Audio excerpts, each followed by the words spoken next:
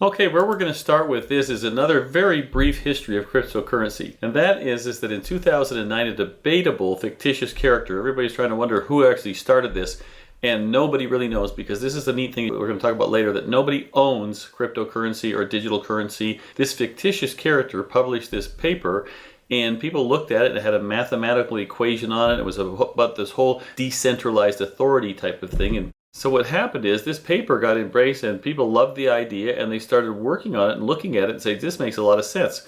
So that became Bitcoin. And this was back in 2009, like we said.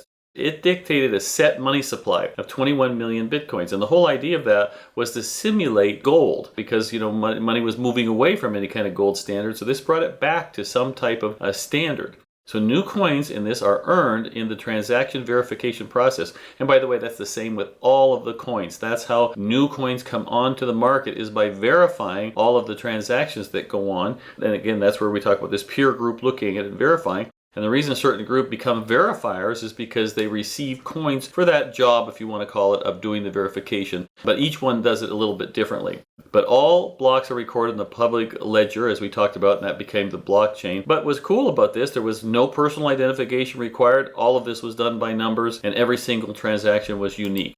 So what happened is other coins came along, but the thing is they have to follow similar type of rules, because it's the blockchain that gives the magic to this whole digital currency or cryptocurrency phenomenon.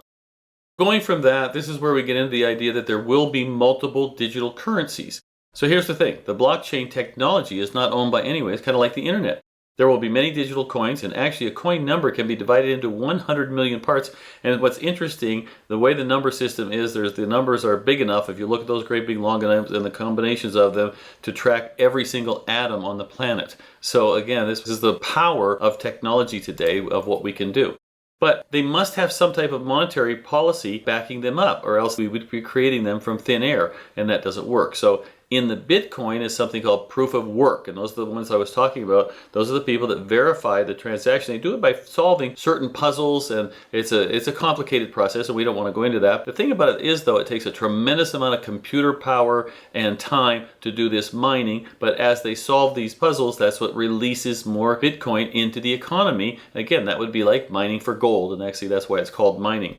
Now another one is called proof of stake, and that's with the peer-to-peer, where they've got a lot of different nodes around there, and they have to verify the transactions. And as they do that in a different method, but using, again, an algorithm that is easily followed by the people who know how to do it, they also receive coins by verifying the transactions. Again, that's what this whole idea of a peer-to-peer group is. No central authority. We're doing all of the verification, or at least our computers are, all around the world, and not from one person, from multiple nodes all around the world verifying all of the transactions, since all of the transactions are visible and available to everybody.